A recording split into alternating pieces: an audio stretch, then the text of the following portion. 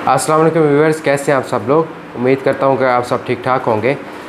कुछ दिन पहले मैंने एक वीडियो बनाई थी जिसके अंदर मैंने अमेरिकन और ऑस्ट्रेलियन सीमन का कंपैरिजन किया था इन टर्म्स ऑफ उनके फ्यूचर जनरेशन के अंदर कितना वो जो है मिल्क प्रोडक्शन जो है वो ट्रांसफ़र करते हैं। तो उसके लिए मैंने दोनों की जेनेटिकल बेसिस देखी थी कि ऑस्ट्रेलियन बेस जो है वो कितनी है और अमेरिकन बेस कितनी है, और उस कंपैरिजन के बिना पर मैंने जो है एक नतीजा आख़ज़ किया था कि जो ऑस्ट्रेलियन सीमन है वो कम जो है वो मिल्क जो है वो आगे ट्रांसमिट करता है as compare to American semen. तो उसके ऊपर मुख्तलिफ़ किस्म के क्वेश्चंस भी आए थे, मैंने उनका जो है प्रॉपरली आंसर भी दिया सबको, और बड़ी अच्छी वीडियो रही। और मेरा उस वीडियो में मैंने आपसे वादा किया था कि एक सेकंड वीडियो में मैं बनाऊंगा, इसका पार्ट होगा सेकंड पार्ट, जिसके अंदर मैं ओवरऑल जो ऑस्ट्रेलियन कैटलॉग है उसको पढ़ने का तरीका बताऊंगा आपको। तो सबसे पहले तो जो पहली वीडियो है, अगर आपने नहीं देखी तो मैं वो लिंक जो है वो डिस्क्रिप्शन में दे दूँगा, वो वीडियो आप लाजमी देखें ताकि आपको पता चले कि जो बेसिस हैं मुख्तलिफ़ कंट्रीज़ की वो कितनी हैं। तो उसमें मैंने जर्नल एक चीज़ बताई है कि जब भी आप कोई भी सीमन जो है आप सिलेक्ट करने जाते हैं तो उसके ऊपर जो भी प्रोडक्शन दी होती है, उसके ऊपर मिल्क प्रोडक्शन होती है किसी भी बुल की, तो वो होती है बेस से ऊपर या नीचे। तो वो जो बेस है वो हमने देखनी होती है। तो ऑस्ट्रेलियन के लिए बेस जो है वो डाटा जीन प्रोवाइड करता है, और डाटा जीन ने जो बेस प्रोवाइड की थी वो 7000 कुछ लीटर था 329 दिनों में मेरे ख़्याल में, तो वो काफ़ी कम थी। तो उसके ऊपर मुख्तलिफ़ किस्म के कमेंट्स आए कि वो ग्रेजिंग की वजह से है या किसी और वजह से है। तो मेरा उसमें यही जवाब था कि चाहे वो सिस्टम, वो तो उनका अपना सिस्टम है जो ऑस्ट्रेलिया का है, चाहे वो ग्रेजिंग करते हैं या जो कुछ भी करते हैं, तो उन्होंने बेस बनाई है, डाटा जीन ने वो बेस प्रोवाइड की है, और डाटा जीन जो है वो ऑस्ट्रेलियन सीमन को जो है वो उनकी बेसिस को रिप्रेजेंट करता है। तो वो उनका जो है वो डाटा है और मैंने वही जो है उनको शो किया है। तो जहाँ तक बात रही ग्रेजिंग की, तो ग्रेजिंग का इम्पैक्ट बिल्कुल आता है, लेकिन जब हम ग्रेजिंग का इम्पैक्ट देख रहे हैं मिल्क प्रोडक्शन के ऊपर, तो और भी जो बाकी पैरामीटर्स हैं, इम्प्रूव फर्टिलिटी है, अच्छी हूफ हेल्थ है, मैस्टाइटिस रेजिस्टेंस है, हीट टॉलरेंस है, या ज़्यादा नंबर ऑफ़ लैक्टेशंस है, तो उन सब के लिए हमें फिर वो ग्रेजिंग वाले इम्पैक्ट को देखना पड़ेगा दूसरे सीमन से कंपैरिजन करते हुए, अमेरिकन है या डच है या किसी और सीमन से कंपैरिजन करते हुए। तो यहाँ पर एक मार्केटिंग की स्ट्रेटजी आ जाती है कि मार्केटिंग में करते क्या है कि वो एक जो चीज़ है उसको हाईलाइट किया जाता है बहुत ज़्यादा, और उसमें देखा जाता है कि भाई वो चीज़ दूसरे सीमन से बेहतर है, तो उसको हाईलाइट किया जाए, लेकिन कभी भी जो गलत इन्फॉर्मेशन है वो शेयर ना की जाए, जो एग्जैक्ट इन्फॉर्मेशन है वो शेयर की जाए तो ज़्यादा बेहतर है। एक न्यूट्रल ओपिनियन देना चाहिए, तो न्यूट्रल ओपिनियन जो है वो लाजमी देना चाहिए। अगर आप कहते हैं कि ग्रेजिंग के ऊपर मिल्क प्रोडक्शन का कंपैरिजन नहीं हो सकता, तो फिर किसी भी पैरामीटर को आप कंपैरिजन नहीं कर सकते अमेरिकन और ऑस्ट्रेलियन का। तो एक तो ये बात है, और दूसरा ये कि अगर तो ग्रेजिंग पे ही वो ये सारा डाटा जो है वो शो कर रहे हैं, जितना भी आपके कैटलॉग के अंदर जो डाटा है ये ग्रेजिंग का डाटा है, तो ग्रेजिंग से जो एनिमल का एक्चुअल पोटेंशियल है ना वो कभी पता नहीं चलता। आप एक एनिमल को ग्रेजिंग पे रखेंगे, एक को इंटेंसिव फार्मिंग पे रखेंगे, तो ग्रेजिंग वाला एनिमल अंडर परफॉर्म करेगा। तो आपका ये जो सारा कैटलॉग है वो उसके ऊपर एक क्वेश्चन मार्क आ जाता है कि क्या ये कैटलॉग फिर सही जो जेनेटिकल पोटेंशियल है ऑस्ट्रेलियन एनिमल का उसको शो भी कर रहा है कि नहीं, क्योंकि वो सारी बेसिस तो ग्रेजिंग के ऊपर आ रही हैं। तो दूसरा क्वेश्चन ये राइज़ होता है, तो ये भी देखना चाहिए हमें। और तीसरी चीज़ ये कि पाकिस्तान के अंदर ग्रेजिंग नहीं परफॉर्म की जाती इतनी ज़्यादा ना, तो इसलिए ऐसे सीमन को सिलेक्ट करना जो जिसका पूरा डाटा ही ग्रेजिंग के ऊपर बना हुआ है, तो ये भी एक चीज़ होगी जो हमें मद्देनज़र रखनी पड़ेगी। खैर ये एक क्वेश्चन थे और इनका जवाब था जो कि मैंने ज़रूरी समझा कि वो दे देना चाहिए। तो अब जो है मैं शुरू करूँगा इस कैटलॉग को पढ़ना, और आपको बताऊँगा कि कौन सा पैरामीटर जो है वो किस चीज़ को शो करता है। इस कैटलॉग को अगर जो है मैं पढ़ना स्टार्ट करूँगा, लेकिन इससे पहले मैं आपको रिकमेंड करूँगा कि जो मेरी पहले 2 वीडियो हैं सीमन सिलेक्शन के ऊपर, जो कि अमेरिकन बुल के सीमन सिलेक्शन के ऊपर है, वो ज़रा जाके ज़रूर देखें, क्योंकि जो उसके अंदर मैंने डेप्थ में चीज़ें बताई हुई हैं वो शायद मैं इसमें स्किप कर जाऊं, क्योंकि वो ऑलरेडी मैंने कवर कर ली हैं।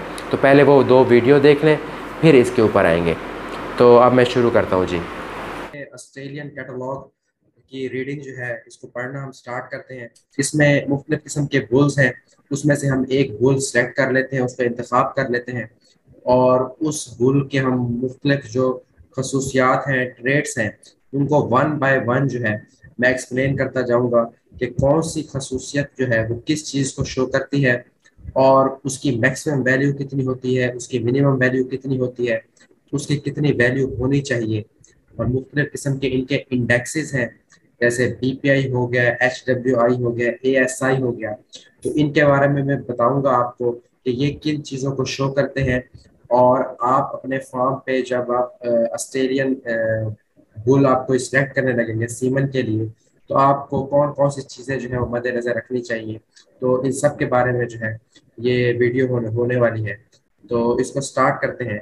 तो इसमें से कोई भी बुल जो है कैटलॉग में से हम सिलेक्ट कर लेते हैं रीडिंग के लिए। तो पहला बुल ही देख लेते हैं। पहला बुल है जी किंग टट। तो ये सबसे पहले इसका नाम जो है ऊपर लिखा हुआ है, ये किंग टट इसका नाम है। इससे नीचे अगर आप आएंगे तो यहाँ पर लिखा हुआ किंग बॉय, मल्टीप्लाई का निशान है, आगे है प्लेनेट, ये एक्स का निशान है, ये मल्टीप्लाई का। तो जो किंग बॉय है, ये किंग बॉय इसका सायर है, यानी इसका जो बाप है वो किंग बॉय है। और बड़ी इंटरेस्टिंग बात ये है कि जो किंग बॉय है ये एक अमेरिकन बुल है। तो ये जो ऑस्ट्रेलियन बुल्स है ना, जो ये ऑस्ट्रेलियन जेनेटिक्स है, ये प्योरली ऑस्ट्रेलियन नहीं है। ये पहले पीछे से अमेरिकन, कैनेडियन और डच, इन जेनेटिक्स से ही आगे आगे जो है ये जेनेटिक बनी है। तो इसमें काफ़ी सारे जो आपको इसकी कैटेगरी मिलेगी बुल्स की, वो कुछ की अमेरिकन भी हो सकती है, कैनेडियन भी हो सकती है। तो किंग बॉय जो इसका बाप है वो भी अमेरिकन है। इसके आगे जो प्लेनेट लिखा हुआ है, प्लेनेट जो है ये इसका मेटरनल ग्रैंड सायर है, यानी इसका नाना जो है वो प्लेनेट है। वो भी कहीं डाटे में अमेरिकन शो होता है ये बुल, और किसी डाटे में वो ऑस्ट्रेलियन भी शो होता है, इसके बारे में मैं कंफर्म नहीं हूँ। तो ये चीज़ हो गई। इससे अगर आप राइट साइड पे मूव करेंगे तो आगे लिखा हुआ है A22, यानी ये इसकी प्रोटीन को शो करता है। A2A2 जो गेजीन प्रोटीन है उसको शो करता है। अच्छा, ये सारा जो भी कैटलॉग है ना, ये पढ़ने से पहले, ये आप जो भी ये मेरी वीडियो आप देख रहे हैं, इससे पहले मैं आपको रिकमेंड करूंगा कि सीमन सिलेक्शन के ऊपर, जो अमेरिकन सीमन की सिलेक्शन है उसकी जो मेरी 2 वीडियोस है उनको पहले देख लें, क्योंकि वो बेसिक चीज़ें जो है मैंने उसके अंदर बताई हुई है। तो उनको मैं दोबारा दोहराऊंगा नहीं, वरना वीडियो जो है वो बहुत लंबी हो जाएगी। तो उसी के अंदर मैंने A2A2 का बताया हुआ है पूरा। तो ये A2 बुल है। तो उसके आगे अगर आप आएंगे तो यहाँ पर लिखा हुआ है जी बीपीआई। बीपीआई है जी बैलेंस्ड परफॉर्मेंस इंडेक्स। इसके बारे में बहुत चर्चा होती है। जब भी कोई ऑस्ट्रेलियन जेनेटिक्स के बारे में बात करता है तो वो कहता है कि जी बीपीआई जो है वो देखनी चाहिए। बीपीआई जो है वो बहुत अच्छा पैरामीटर है, बहुत अच्छा इंडेक्स है, और इसकी वैल्यूज को देखना चाहिए, मैक्सिमम हो तो अच्छी है। तो बीपीआई जो है क्या है, बैलेंस्ड परफॉर्मेंस इंडेक्स। और जो इस बुल की वैल्यू है वो 321 है। और आगे जो है इसके 90% लिखा हुआ है। 90% इसकी रिलायबिलिटी है डाटे की, कि ये इतना रिलायबल है डाटा, 99% ये काबिल यकीन है कि इसकी वैल्यू 321 ही है। तो ये इसकी रिलायबिलिटी को शो करता है। तो जो बैलेंस परफॉर्मेंस इंडेक्स है, ये एक इकोनॉमिक इंडेक्स है। काफी सारे लोग जो ऑस्ट्रेलियन सीमन की मार्केटिंग कर रहे हैं वो इसको कंपेयर करते हैं टीपीआई के साथ, कि बीपीआई और टीपीआई को कंपेयर करने लग जाते हैं कौन सा बेहतर है। इन दोनों का कंपैरिजन बनता ही नहीं है कभी भी।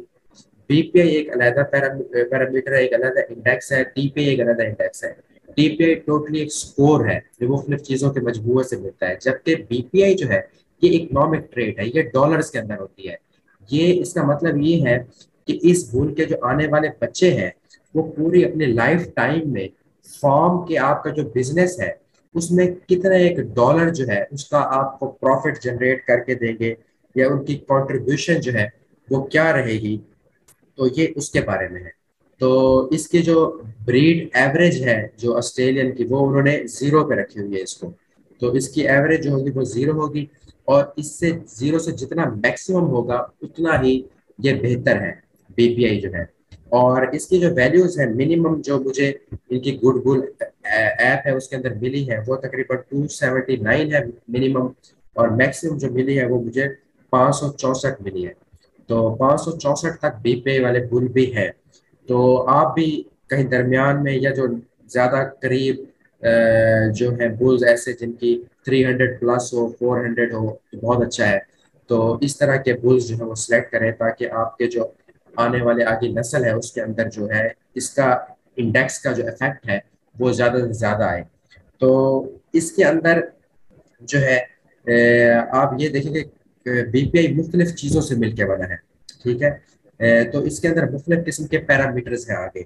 इसमें ये प्रोडक्शन को भी देखते हैं। प्रोडक्शन में आ जाता है मिल्क आता है, फैट आती है, प्रोटीन आती है, उसको देखते हैं। इसके अलावा ये एनिमल की टाइप देखते हैं कि एनिमल के ओवरऑल स्ट्रक्चर कैसा है, उसका स्टेचर, उसकी टांगे, उसका अटर सिस्टम, सारा कुछ उसको भी ये मद्देनजर रखते हैं।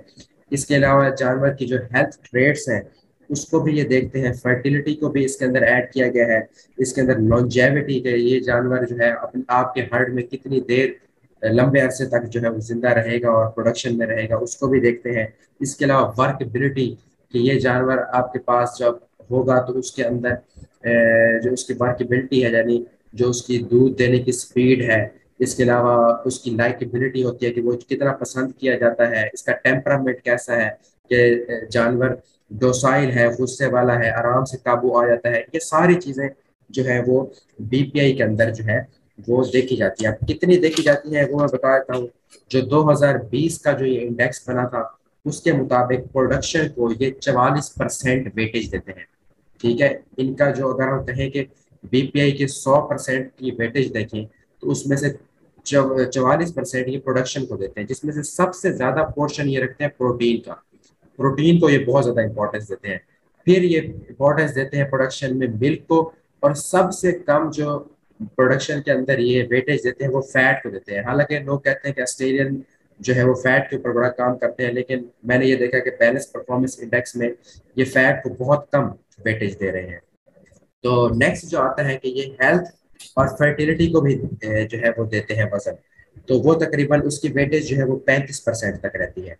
तो उसके अंदर ये मेस्टाइटस और जो सेल काउंट है उसको और फर्टिलिटी को तकरीबन बराबर इसको वेटेज देते हैं।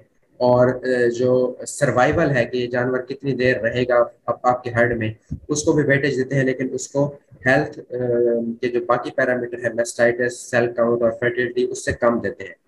और 6% जो है ये वर्कबिलिटी को देते हैं। मैंने जैसे आपको बताया कि मिल्किंग स्पीड हो गई। इसके अलावा जो एनिमल का टेम्परामेंट है, लाइकेबिलिटी है कि ये जानवर कितना पसंद किया जाता है, उसको ये 6% वेटेज देते हैं। टाइप को ये 9% वेटेज देते हैं। जो टाइप होगी एनिमल की कि भाई एनिमल की फीड, लेग एंड फीड कैसे है और क्या हाल है। अच्छा, एनिमल की जो लेग एंड फीट है वो कैसे है, एनिमल का अटर सिस्टम कैसा है, एनिमल का स्ट्रेचर कैसा है, एंगुलरिटी, ये इन चीजों को जो है ये 9% वेटेज देते हैं इसके फार्मूले में बीपीआई के। और 6% देते हैं फीड सेविंग को कि भाई इस जानवर ने जो है जो दूध देना है वो उतना दूध जितना उसका पोटेंशियल है वो दे रहा है, लेकिन कम खुराक खा के। तो उसको हम क्या कहते हैं, फीड सेविंग या फीड सेव्ड। तो उसको ये 6% इसी अपने फार्मूले में देते हैं। तो ये बीपीआई का ओवरऑल फार्मूला है।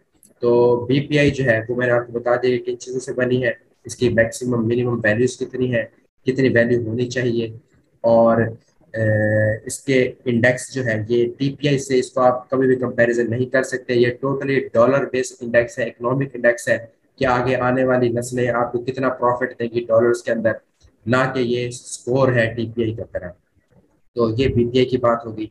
बीपीआई से थोड़ा सा अगर आप नीचे आएंगे तो नीचे है जी HWI। इसे वो कहते हैं जी हेल्थ वेट इंडेक्स। जो हेल्थ वेट इंडेक्स है ना, ये वो इंडेक्स है जिसके अंदर हेल्थ को और फर्टिलिटी वगैरह को ज्यादा इंपॉर्टेंस दी गई है। अब जब भी ऑस्ट्रेलियन सीमन की मार्केटिंग होती है वो कहते हैं जी बीपीआई को देखें, बीपीआई को देखें, बीपीआई बड़ा पैरामीटर है। तो मैंने तो ये देखा कि बीपीआई में इतनी ज्यादा आप हेल्थ और फर्टिलिटी को इतना नहीं देख रहे जितना कि HWI को देख रहे हैं। बीपीआई एक ओवरऑल आप इंडेक्स कह सकते हैं। लेकिन अगर आप कहते हैं कि आपके फार्म के अंदर आने वाले नस्लों के अंदर जो है वो हेल्थ के इश्यूज कम आए और फर्टिलिटी के इश्यूज कम आए, तो बीपीआई के बजाय आपको HWI जो हेल्थ वेट इंडेक्स है इसको देखना चाहिए। तो इस बिल का तकरीबन 249 है। और इसकी रिलायबिलिटी जो है वो 85% तक है। और इसकी जो वैल्यूज हैं वो 193 मिनिमम वैल्यू मुझे मिली है और मैक्सिमम 573 तक मिली है। तो इसकी वैल्यू भी जितनी ज्यादा हो उतना बेहतर है।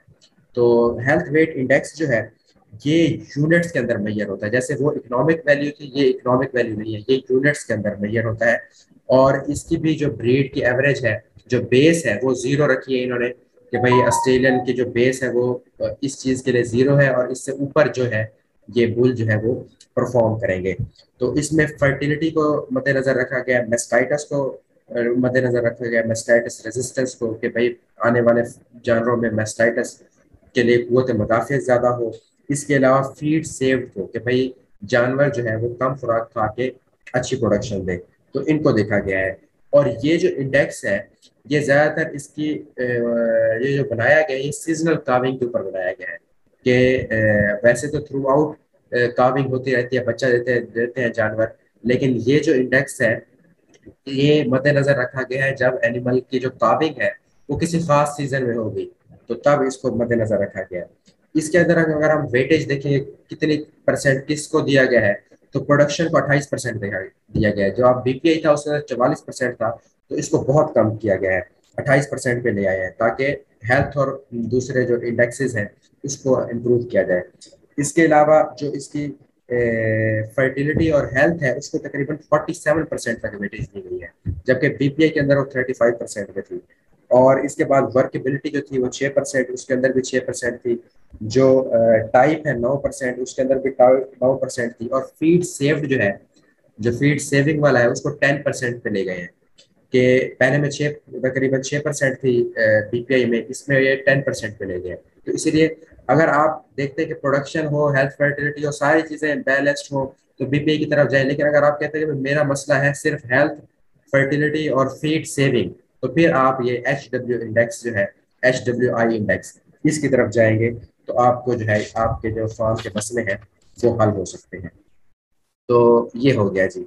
नेक्स्ट अगर आप देखें तो इसके आगे, तो यहाँ पर ये बुल का कंप्लीट नेम दिया हुआ है कि रेन गो रेड मा KB 9975, ये इसका कंप्लीट नेम है।